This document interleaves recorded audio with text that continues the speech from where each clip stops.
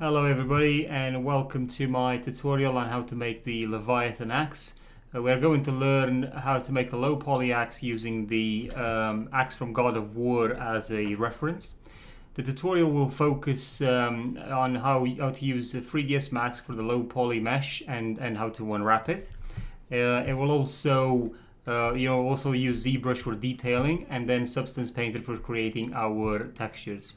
So this tutorial is aimed at beginners to intermediate levels, and it simplifies some of the usual problems that people encounter when modeling from reference.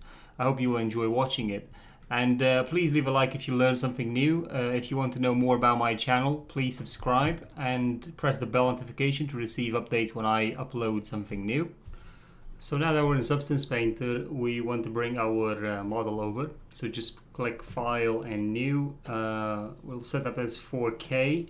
I will use OpenGL because I would like to put this into Marmoset later on, and that's why I always do the OpenGL option, but you can go DirectX if you want. After we select our low, axe low model, we'll click OK, and then it will load into the, into the app. And there we have it. And now we'll go to the, this is the texture set list so you can see the layers. And over here I've got the texture set settings. And I'm going to click Bake Mesh Map. Press none on the, over here on the mesh maps that we want to work with and just select normal map for now. Let's put that at 4K as well. Then press this button over here to load our high poly mesh, and then go down here and select the match to by mesh name. Now if you remember in 3ds Max we made sure that we have a underscore high and underscore low for each of our for our geometry. So this is how Substance Painter will read these and sort of make the comparison and match them together. The rest of the options just leave them as they are, and then we'll press bake all texture sets, and we'll see the result. So now that our mesh is baked, let's have a look at the quality of the bake, and you can see that it's quite okay. We may have a bit of artifacting over here, but once we add the textures that should go away. And the handle has also baked rather okay. It's maintaining the quality. Again, we've got a bit of artifacting over here. Once we apply all the other maps and go to use an anti-aliasing setting, then we shall improve the quality of our mesh. And if we go up here, this looks okay. Now one thing that you'll notice is over here we have a flat surface coming down to this point and then having an abrupt sort of slide under. But this is we don't have any geometry to help maintain this shape over here. So in situations like this, when you're not doing a tutorial especially, and if you're going to use the low poly model you did in 3ds Max to use as a retopology model, and without making one from scratch, you will want to alternate between the programs and make the desired changes in order for the mesh to fit the high poly. I just like to bring it all the way to Substance Painter before I do any sort of heavy modifications like that, because it will help me work out sort of like how the mesh, how the map, how the normal map will look on our model. So I'm just going to go back into 3ds Max over here. Going to open the layer settings just for a second, and then I'm going to just I'm going to basically take the axe head high and axe head low and isolate them. And if we look on this side over here and we select the axe head high, the axe head low, we'll do an Alt X to be able to make it transparent, and then I would like us to add an edit poly on top so we can have a look at it, and then go to edge mode, and you can see why our topology doesn't quite follow the high poly model. We just don't have the geometry to support that, but we do have a clear point here where the geometry goes downwards, right? So some of the things that we can do is we could create a low poly version of on top of a, you know, like a detail over here. So for example, I make this into a proper geometry piece with not as many polygons as the normal map, and this is what people do. You know, for example, when they actually made this axe has quite a few thousand polys to it, but they made the extra polys on the low version to add geometry. You know, for example, on our model, this is flat, all of this is flat, but the artists, when they made the Leviathan axe, they have went in there and started making geometry for certain parts of the model in order to make it look better. You know, for example, they'll make an incision over here, just to give you an example. So right about here, right about here, where I've got these incisions, basically, you see over here. What they would do is they would go to, you know, they would start selecting polygons in here and basically work out their way into a circle. Or you could use booleans and do that as well, but then, you know, you obviously have to retopologize a lot. But this is sort of the danger of using the low poly mesh that we've started with to do the retopology, because you're just not going to get, you're not going to start from scratch, so you're not going to be able to make those forms as you go along. So each workflow has its own advantages and disadvantages. I just like using this more because what I would normally do right now, as I've said, I would start making some of this geometry in, so to give it more accuracy. So some of the things that we can do here is we can have a look at these at this geometry, you know, on both sides basically. So, you know, we would select these points, and then we could raise them a bit like that. So we have this sort of shape here that's following that area. And then let's just go into front view, so I can select with drag and drop, and then basically you could bring this over in here, and then you can also bring this over in here, you know, just to give it a bit more space to work with. Now we do know that this is quite protruding outwards, so you would want to add some geometry over here, some supportive geometry. So you could go around with one, you know, if we wouldn't have triangulated the mesh, we could have added some swift flip over here, and then just sort of add more detail over in this area to make like a sort of a rounded shape. But we'll leave it flat for now. We'll just use our height maps and such in Substance Painter to make this detail come up. But because I've modified the mesh a little bit, just I want to see that effect, we'll just deactivate the axe head high, and we'll activate the straps low, head low, and handle low. We'll select all of them, and then we want to export them. Export selected. We'll go to the place where we've got our mesh, and then we'll go in here, select the axe low, and save. Yes, we want to replace it, and then we just press OK. And once the export is done, we'll be back to Substance Painter. In order to load that new mesh in, we can either start a new document, or we can go to Edit, Project Configuration, and then select the new mesh again and press OK.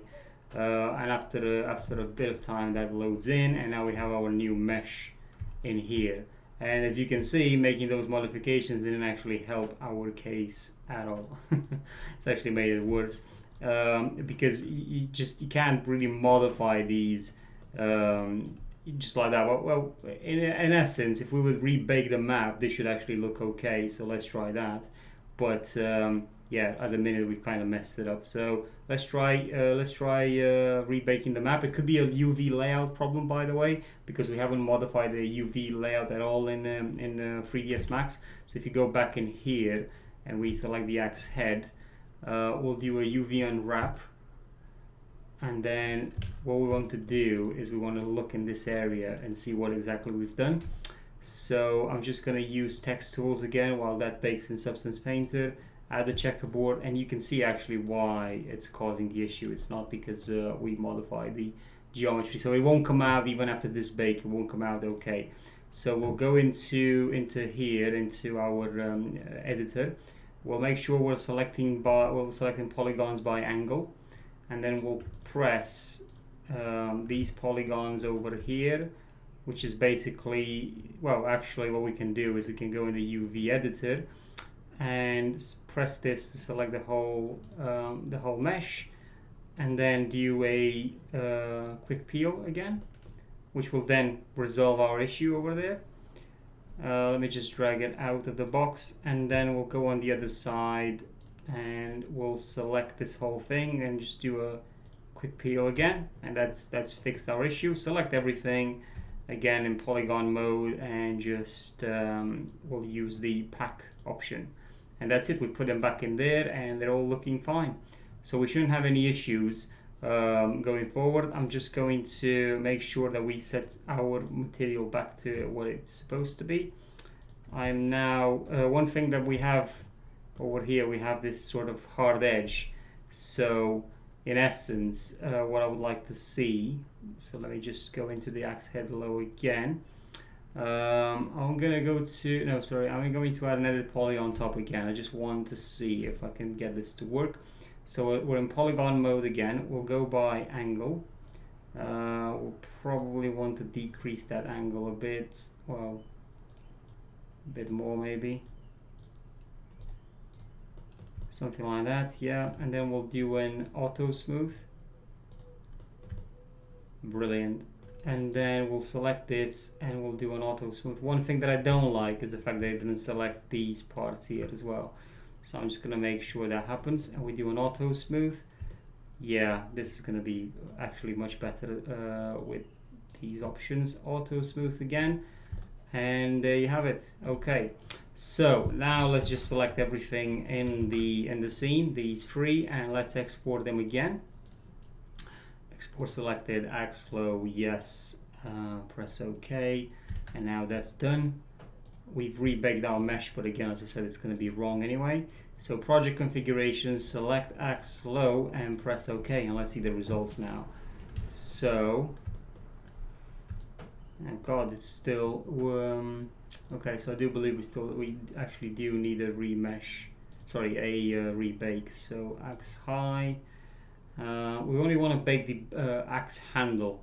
Sorry, not the axe handle. We want to rebake the axe head. So I'm going to select that, go bake mesh maps, and just say bake axe head map only. Okay.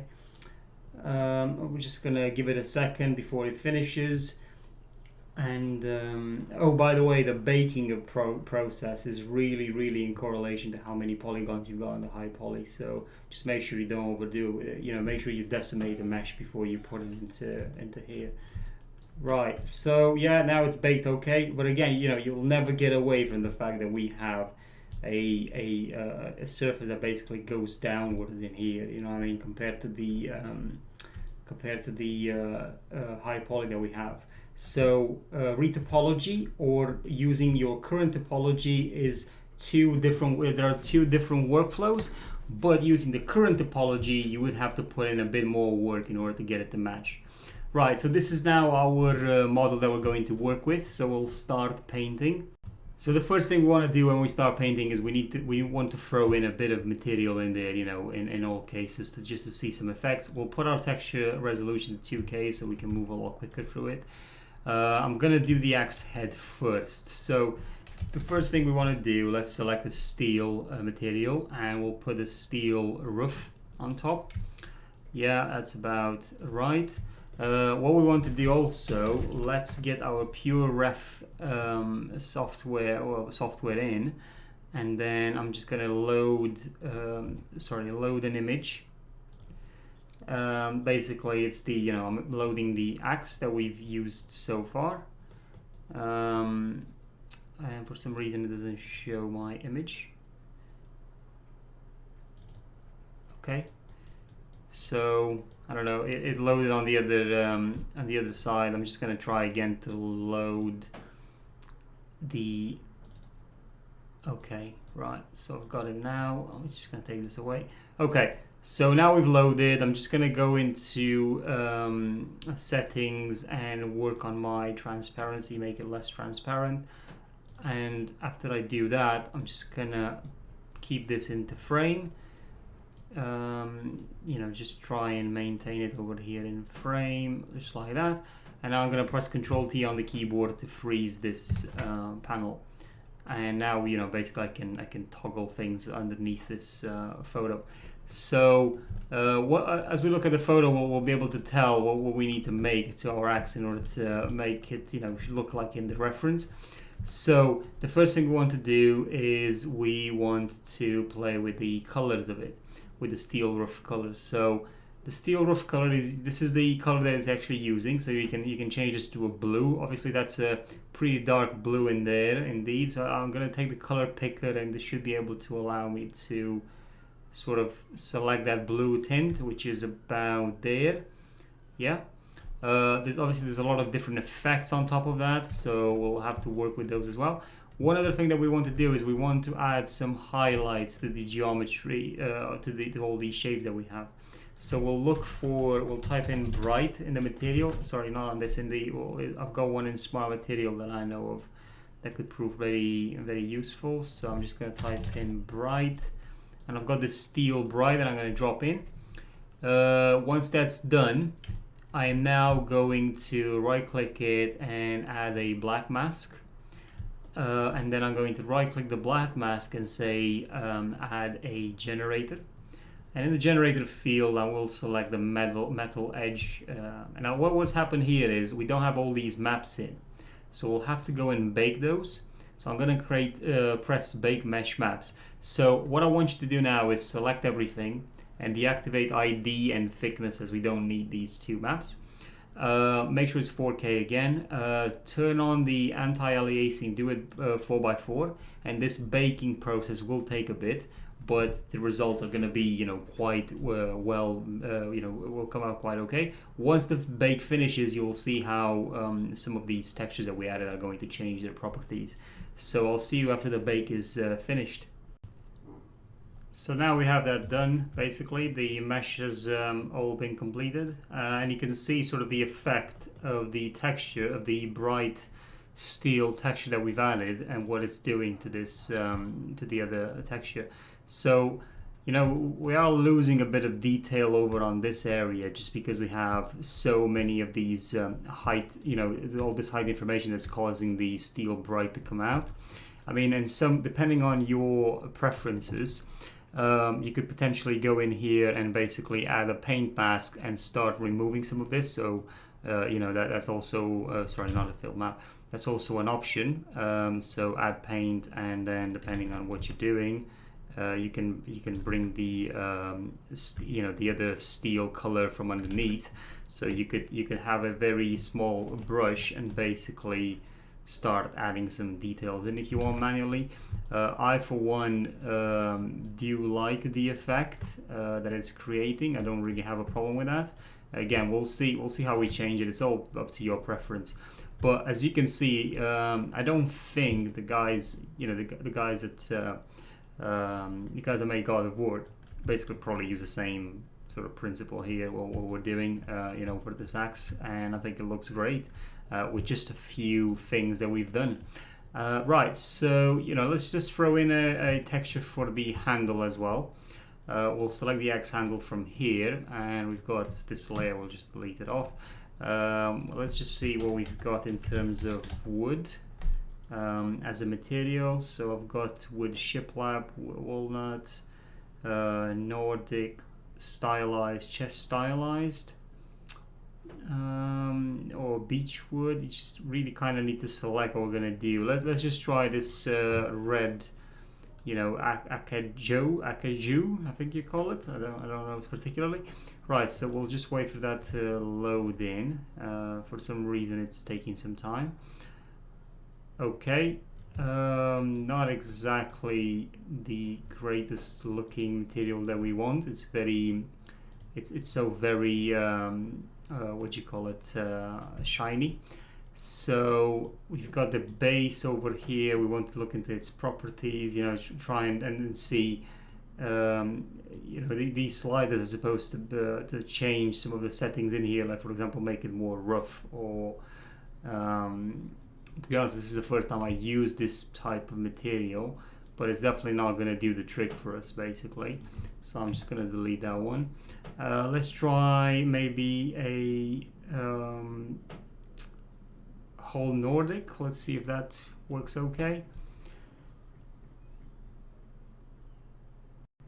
It's all about placeholding, putting materials as placeholders for now, and we could even start doing our own. So yeah, this comes a bit more like the reference. So we'll leave that for now. One other thing that we want to do is these straps, they need to be obviously identified. So we'll just look for some leather material that we have in here. I don't know if I want to go with a smart material. Let's just try and see what we've got as a normal. So we've got a leather rough. Looking at the, let me just try and select pure ref over here, so I can now Control T and go down. So looking at this here, it does look like the leather rough. Let's just drag that in on top of the, sorry, not inside the wood, but on top of the wood. And then we'll add a black mask. And then with the black mask, we'll then, with it selected, we'll press this button over here, which says Polygon Fill. We'll press F3 on the keyboard to go into to see our UV. And with the Polygon Fill, we'll just select these polygons. They're all classed as individual meshes, so you can't really just click it once and say, yeah, that's gonna do the whole thing. We just want to make sure that we've got leather on leather and we've got the timber on timber sort of thing. So actually, here's a better way to do it. Just drag on top of all of them, then press X, and then just press on the handle over here. Sorry. Oh, this is where I went wrong. Mesh fill, not polygon fill. So select mesh fill, select everything needs to obviously have the leather, so everything now has the leather. Press X on the keyboard and press on these two, and that will take them off. So now we'll go back to our leather, and you can see that it's been applied. There is this sort of normal map that seems to be seeping through, which is not, I don't quite understand why that's happening. But I'm sure we can get rid of that. Let's have a look from it further away. So this is how our axe looks at the minute, very shiny up there.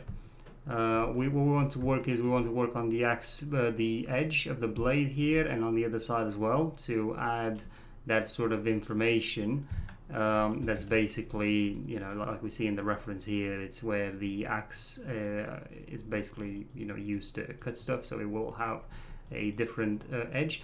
And also what I want to do is I want to add the nice shiny effect of the runes and all the other parts as when the axe gets activated. So I know in the reference image it looks in a very, it looks in a dormant state.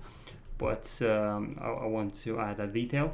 Now, one thing that you may notice is that we forgot when we did our ZBrush model, I forgot to basically add this detail over here.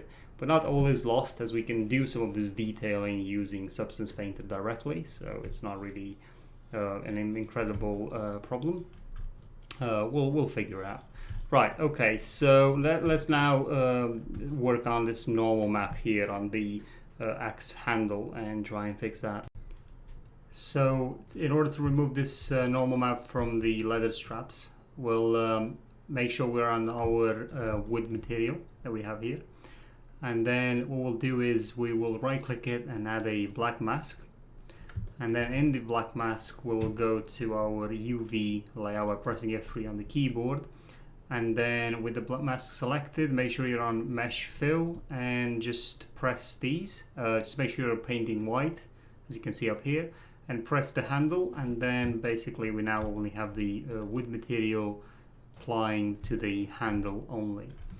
Right, so the next thing we want to do now is we want to fix the wood material itself.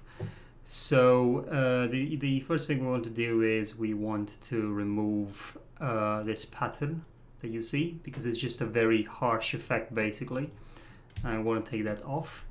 The next thing we want to do is we want to straighten these patterns, you know, the stripes that are going upwards. We want to change those, so we'll just yeah, these are the ones with fibers over here. This option here doesn't do anything really, so you just have to press the mask and then this generator here, and then once you do this, this fill layer, and once you do that, just go to rotation and basically rotate it until you get the desired effect, which is, yeah, that's about right. You can play with the amount of stripes that you have if you want to, and it's based on our reference here, it is quite well, it doesn't have that much that amount, but it's definitely around there. So I'm just going to do that. You can also make them thicker if you want to, so we could go with the maximum setting here, and then we can increase their lengths. It's about right. Okay, so we'll just leave it like that for now. The next thing we want to do is we want to affect this sort of dirt that we have, so I'm just going to click the dirt in here. Actually, let's just activate and deactivate them to see which is the option. That's not the one we're looking for. Let's see, this rough stain. No. Yeah, this dust. Yeah, the dust. We want to change this dust basically. So we'll click the gradient on the dust and then pick color 2. Yeah, that looks okay. Now let's see this one. What does this one do specifically? So we can make it a lot darker, or we can make it more light. I think about there should give us the result that we want.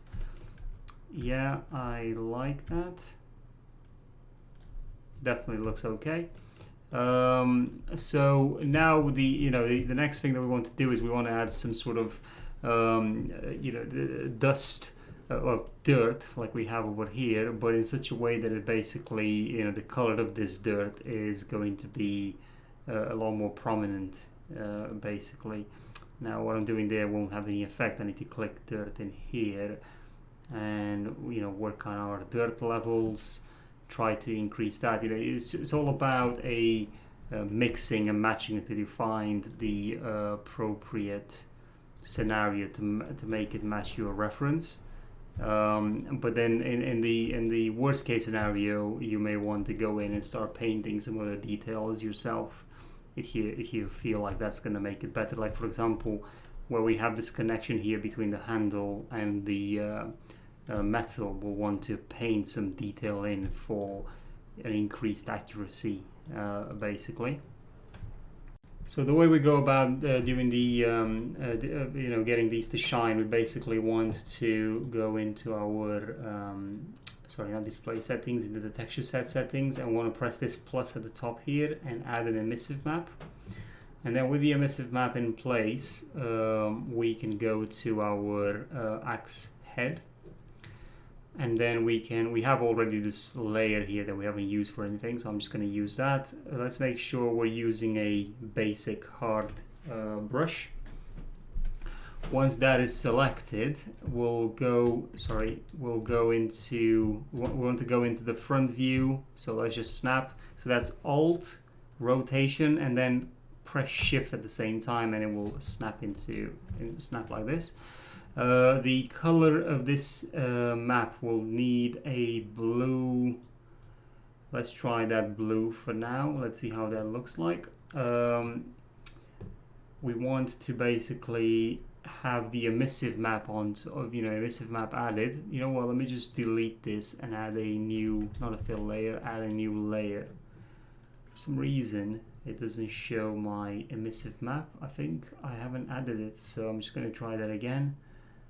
Add the emissive map. Okay, now we have it. So we'll activate the emissive map in here, and we need to play with this, with these some of these settings a bit. So it's saying pick a color, so we'll pick the same color from over there.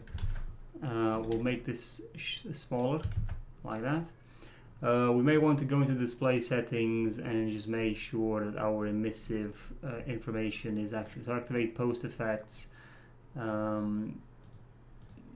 Which one was that? That's, yeah, just activate the post effects. I need to find the emissive display. God, I always lose the emissive display. Environment map. So it's not here. Oh, I think it's here. Emissive intensity, yeah. So let's just try and see. You know, you can do that, or you can make it very intensive. So we'll just do it. We'll just do it at that parameter. Should be fine. Okay. So let's just snap into place again. You want to play, so just make a line over here and just play with the just play with the metallic and the roughness settings to basically get the best result. So it really depends on what you want to achieve here. Let's just try again now. Okay, right, the height as well. You want to either push it or bring it upwards, and we want to basically push it as it's going to go inside there. Yeah. Okay, so let's just start from the beginning. We've got this area here. So the way we're going to, we'll just take the roughness down and we'll get the metallic high up, right? The emissiveness isn't really allowing this to come through anyway, which is a bit of a shame. Okay, so what we do is we click over where we want to begin. So we click over here, yeah, and then shift and press where we want it to end, like that, and then shift press again, shift press again, you know, so whatever you click. So for example, if you click over here, then shift press down here, you see you can just keep on going like that until you reach the area you want to. Just remember that it always starts from where you last added the detail. Yeah, you can see it's doing it on the other side as well, and you can see that it's shining a bit compared to the other parts of the mesh. So I'm just gonna go all the way here, and then what you want to do is, so we're basically doing these contours all over again, yeah. That's basically what's happening right now.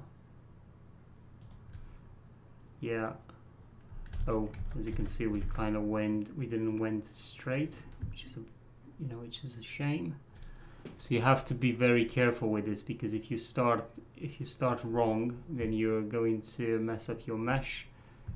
So you gotta be careful. See, and we do have this nice outline everywhere, which is gonna look quite good in our render.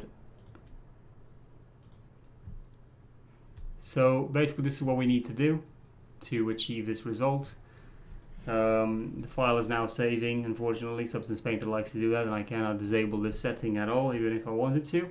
Let's just move on to doing the parts of the mesh that we didn't do in ZBrush and we need to do in Substance Painter.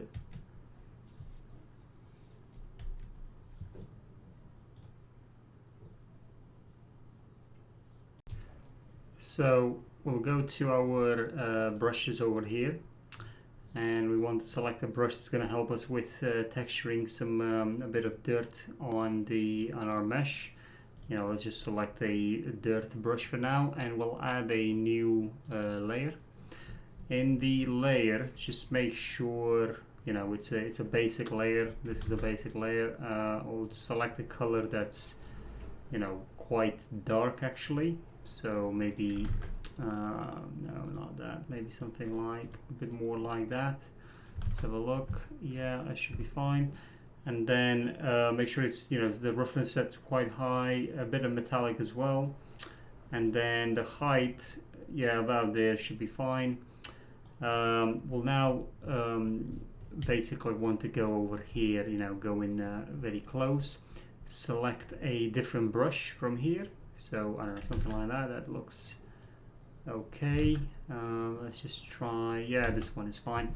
And we want a brush size that's obviously smaller than that, so not as small. So let's try and increase that size. Yeah, that looks about right.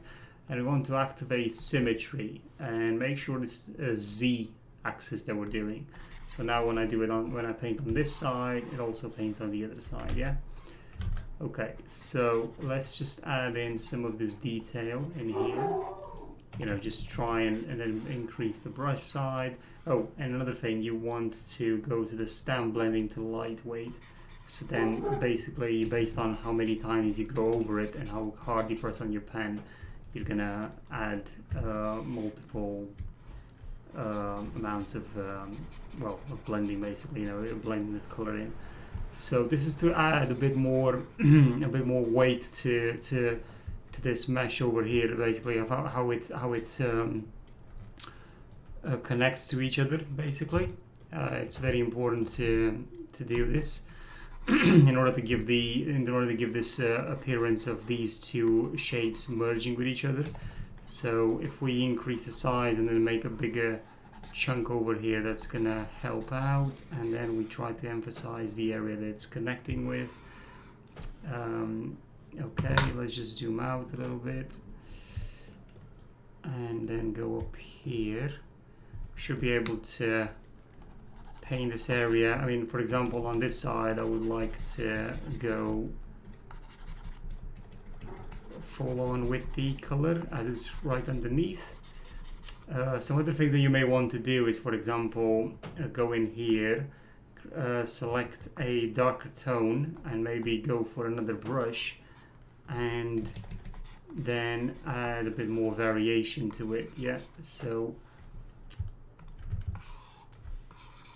basically adding some color variation in there, and we'll add it on this side as well. Yeah, you can already see how it's connecting a lot better. Now we'll go back to our normal, to the brush that we were using earlier, which was this one, or we can try something else. It doesn't have to be a dirt brush. You can, these are the Photoshop, some of these are the Photoshop brushes. It doesn't have to necessarily be the dirt brush. It can be something else, depending on what works well. So for example, on that end, I now want to add a bit of maybe a lighter tone in there as well. So let's zoom out. Oh, sorry, not zoom in. And that's basically what we've got at the minute.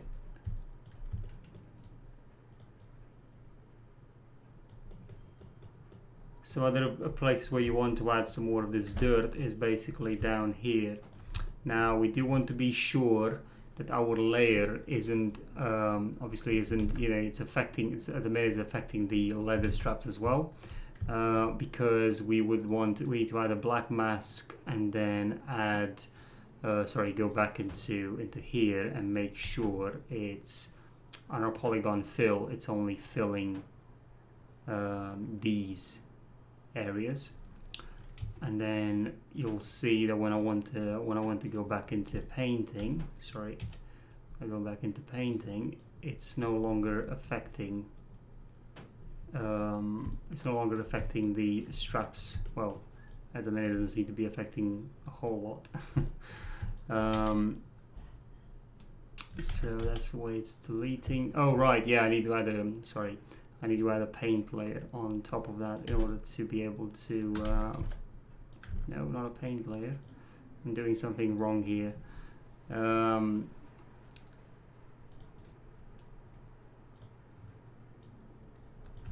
Yeah, there we go. Okay, so you can see now that it's no longer affecting the area. Yeah. So we can now add some extra detail. Use the same color that we had before and add some extra detail in here, obviously with a different brush. I would definitely advise you to experiment with all these new brushes that we have from Photoshop, from Kyle or wherever you want. So for example, I'm using this brush here to add some nice details underneath the straps, and I'm not doing it with a pen. I'm just using my mouse at the minute. Because I need some sort of hard results rather quickly. So do something like that.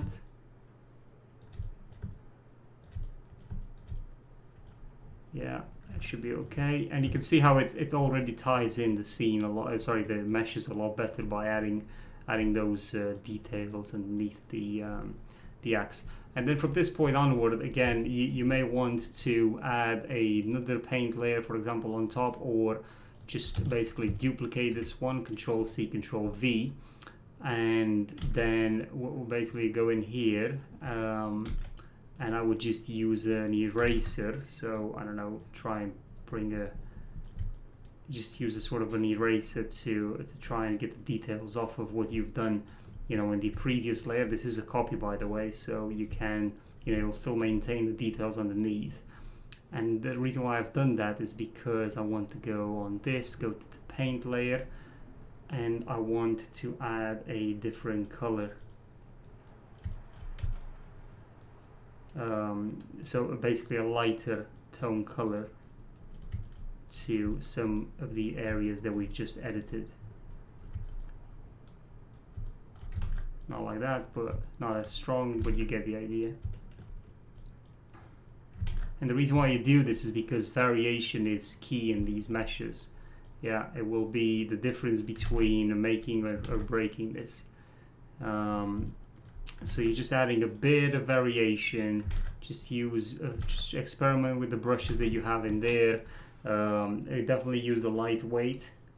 So the stamp blending, lightweight, and you can come in here and sort of add some more. This has some more details. Right now we're only painting on.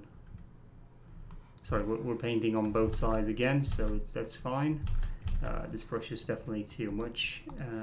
Let's just try something else. Yeah, something like that. See, again, we're just experimenting. It's nothing. None of this is meant to be finalized. So now that's finished, we'll want to work on the leather strap that we have over here, or actually let's just go onto the blade and do some more fun stuff. Basically, we will add our effect of, you know, our emission effect. So let me just delete this little tiny dot here that we've added by mistake. And then let's go over here to add the extra details that we haven't done yet, which is these parts over here.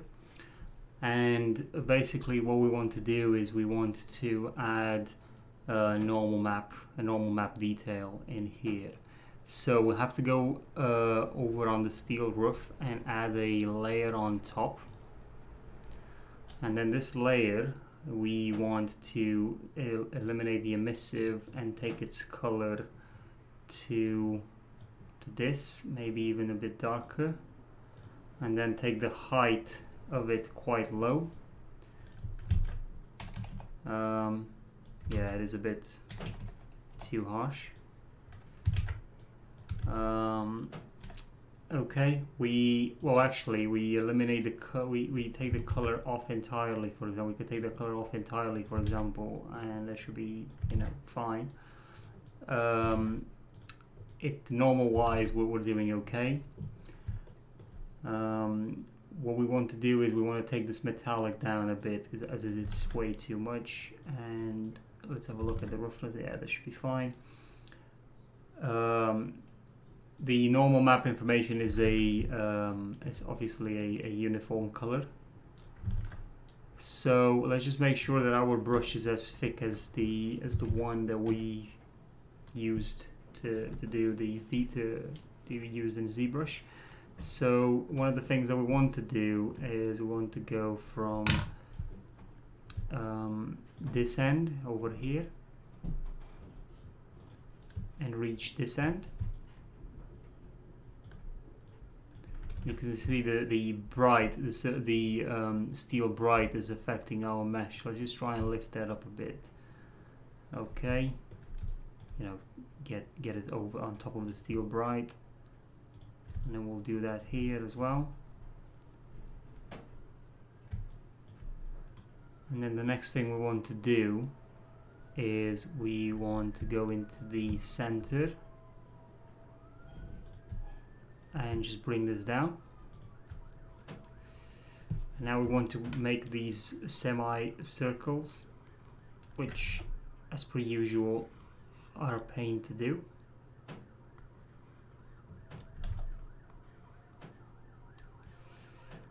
And then we need to make our semicircle on this side as well. Which hopefully, well, no, it looks very bad. Okay.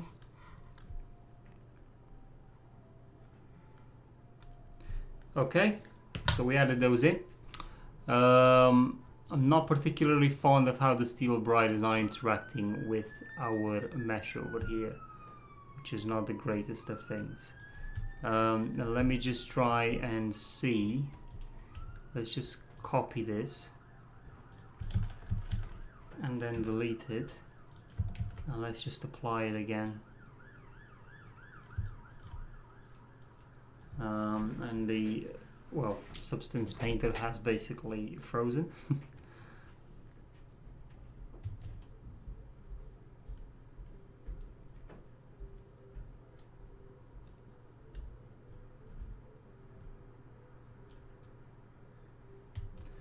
So reapplying it hasn't really done anything. I'm just going to go into this metal. Sorry, go into this paint layer over here, and let's decrease our mesh. Oh, sorry, okay, so what I'm gonna do right now is I need a bit of dirt like that, and we can add some of this information in here, is what I'm thinking.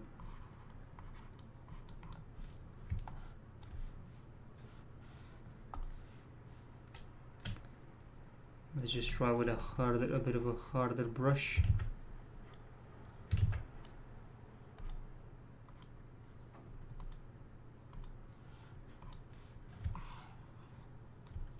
Let's have a look from afar. Does that look good enough? Yeah, it's fine. Okay, so now back to our layer, which is the emissive layer, basically. Which would be quite nice if I could find. Okay, this is the one. I don't know why it's got its emissiveness off.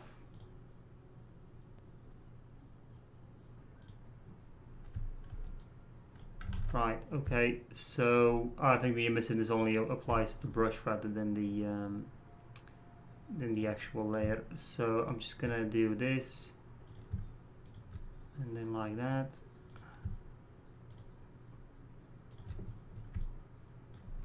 See how this works?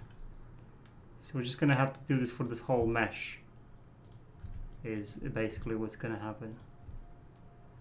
And when we will do the rounded shapes later, but they will take the longest, as you can imagine, because we're gonna have to trace them.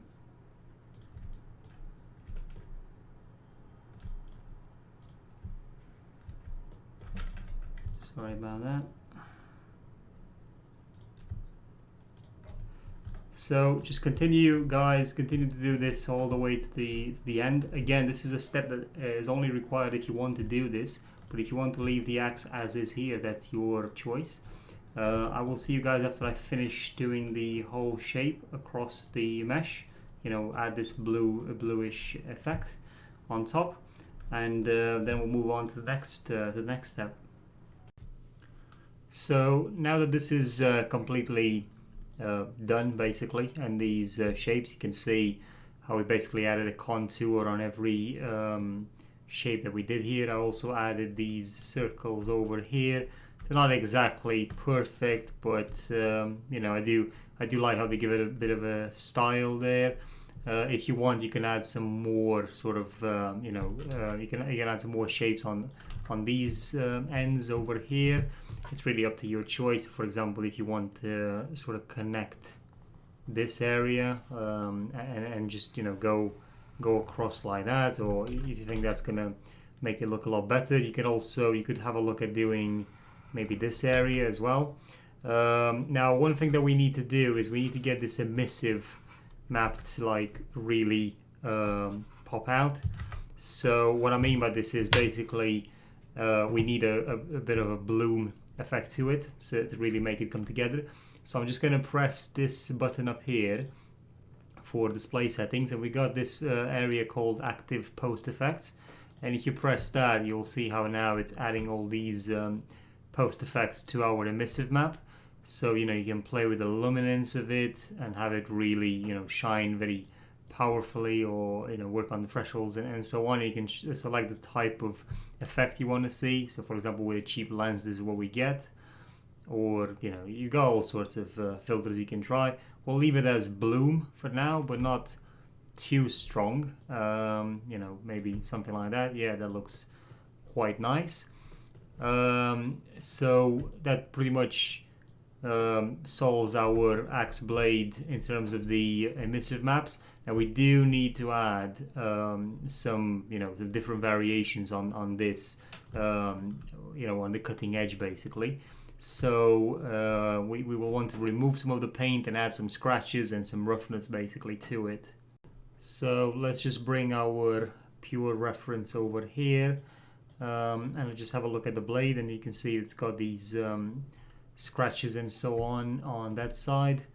Now I believe we may have some a steel material that's got scratches and other sort of shapes of that nature on top, and I've got the steel scratched, which I'm basically going to try out.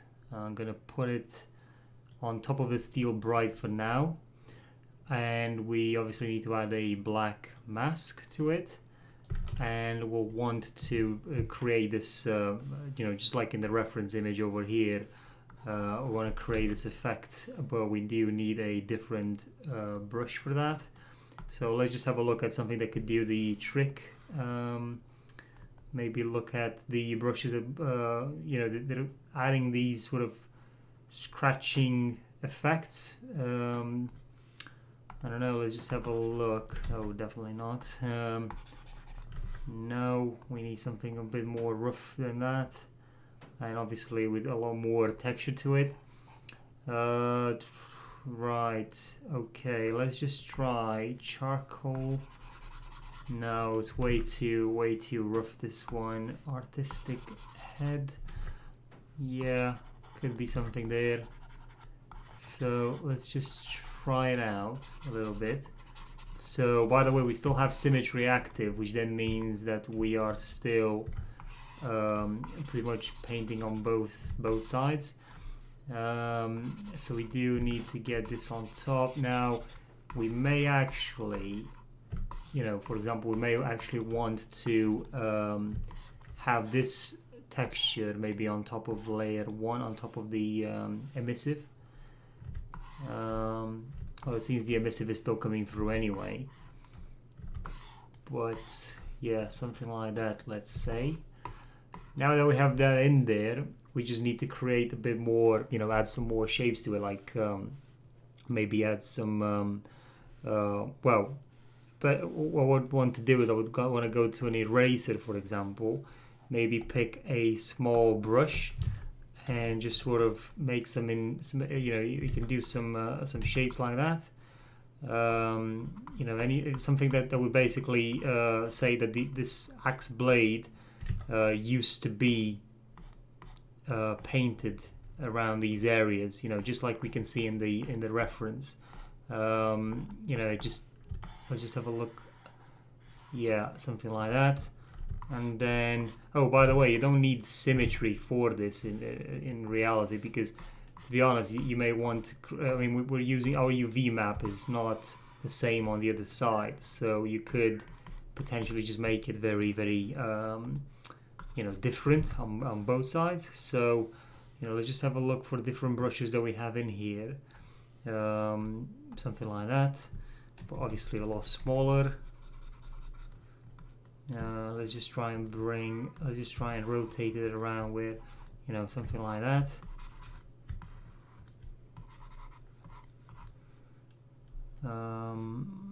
well, in this area, I think we'll want to paint that back in a bit. And you know, just make sure your shape is not, your brush is not big enough so that you lose all your you know, all your detail, all the detail of the other textures. So you may also want to you know, turn this around and just only do it in one sort of way, just one direction. So by holding Control and just moving your pen on the tablet, you should be able to do that. So again, you know, something like that, and just make these marks, and then go back to your paint, and maybe in some cases, you know, go to a smaller size and just add that back in a little bit, depending on where you went a bit too you know, too rough, basically. Same thing, back to this. Maybe scratches, maybe use this other brush as well if you need to, or something more powerful. But again, it's all up to you. You know, you could go, you know, you could do something like this, which obviously is going to look quite wrong. But it's really up to you as to what you think it looks, what you think looks better. So I've just zoomed out a little bit to have a look. And I think one other thing that we need to add in here is maybe use a brush that would just create these sort of spots. So we'll need to use, you know what I mean, so something like that. But the spots themselves, I believe we want to have them of a different colors. So we could have a look at the well, actually we could have a look at doing the steel bright, copy and paste on top of this layer, and then this black mask, we will delete it and add a new black mask, which then should allow us to paint in here. Okay, which is a bit weird because it's not doing anything. Oh, sorry, I was using the okay. So now we should be able to do it. We should be able to paint that in. So I'm going to select this brush, and I want to make it smaller. You see that? That's basically what I'm trying to do. Just trying to add a bit of variation in here. Maybe select some other types of brushes as well. You know, something like that. But obviously, you've got to be very careful with this. You don't want to add too many details in there. You see how that goes into the holes that we have in the texture over there. See, that's beautiful. Yeah, just some nice variation to our axe.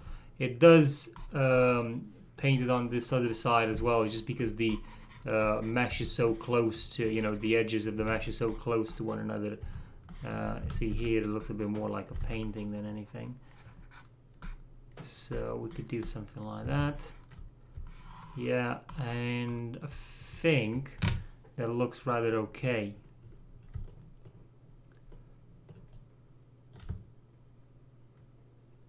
Yeah, okay. I don't know if we should go any further. I mean, we could potentially be going back to this steel scratched over here and just try and increase it, but I don't think we need to. Again, you know, you could go in here and just try and add some variation, not using that brush obviously, but more like, you know, like this, or actually even better, go to the steel bright that we have, and maybe open it. Well, we got it open already. Just have a look at the base color. Go to the height and just decrease that, so it eats a bit through the material.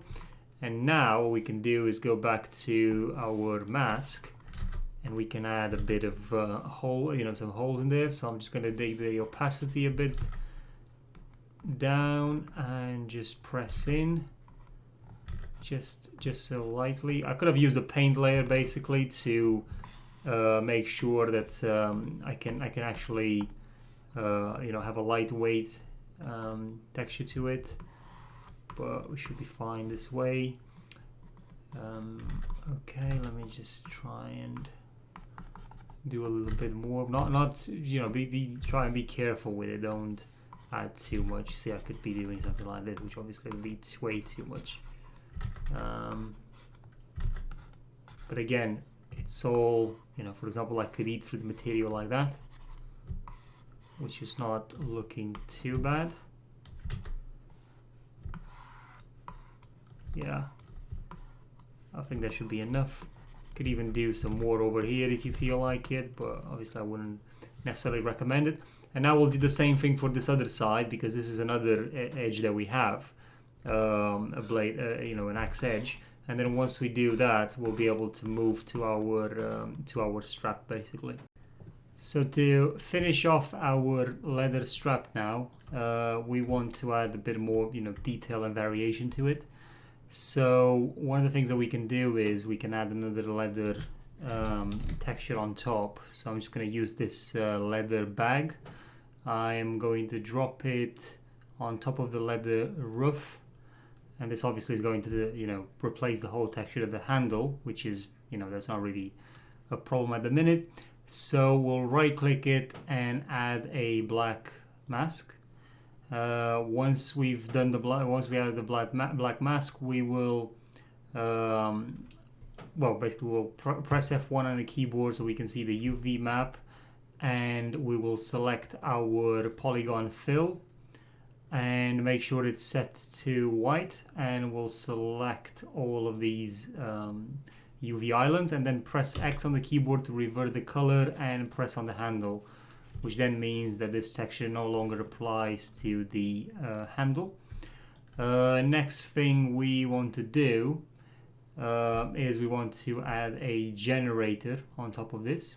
So add generator. And then with the generator selected, we will choose metal edgeware. Let's try that one. Do an invert.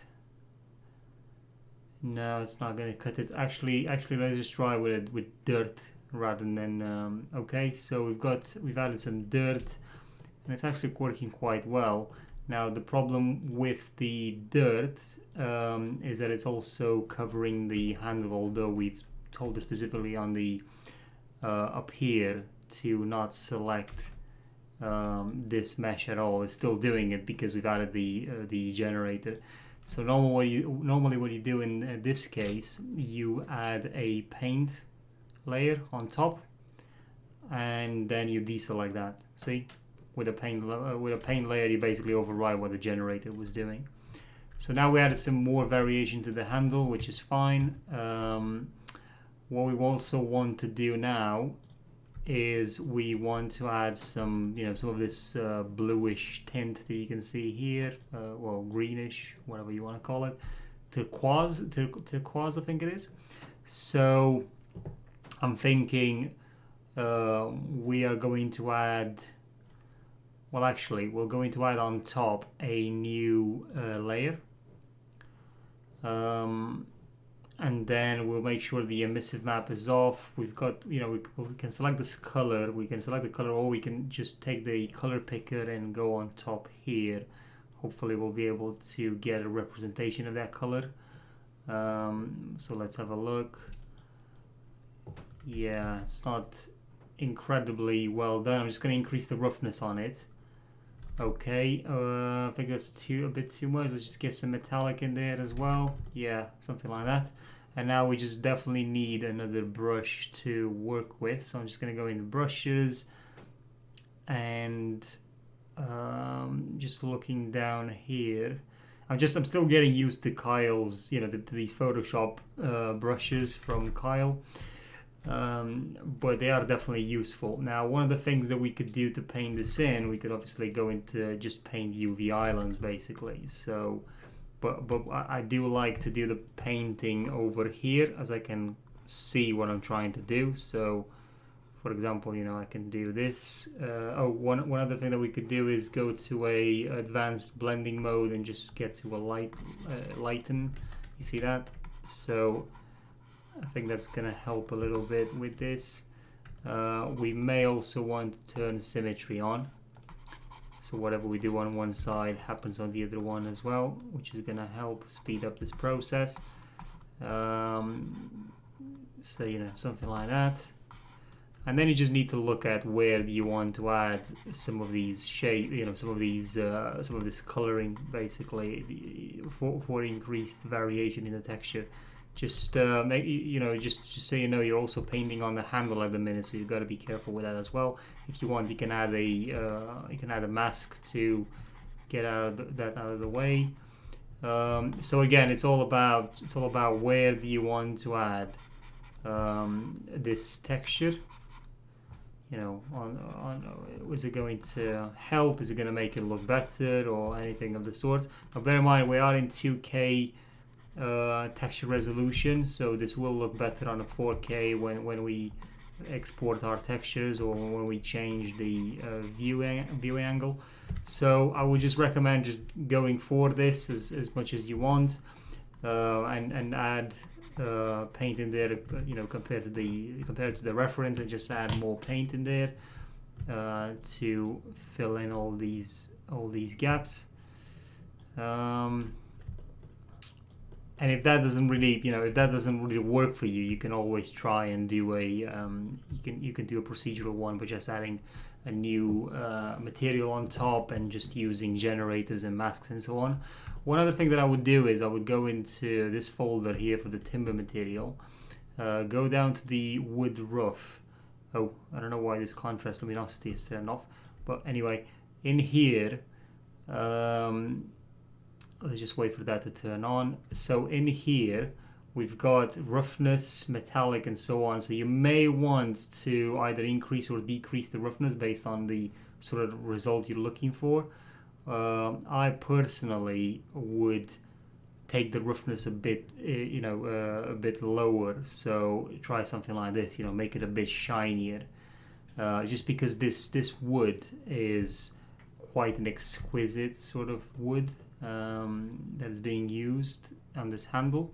So it does actually look quite nice if you added a bit of a shine to it. Just imagine like it was a polish that was used on top, because it does look rough where it's supposed to be looking rough, but it's also, you know, this polish is going to add a bit to its I think to its identity. Right, I'm just gonna change the texture into 4K so we can just inspect it. So now we are in glorious 4K and rendering in iRay.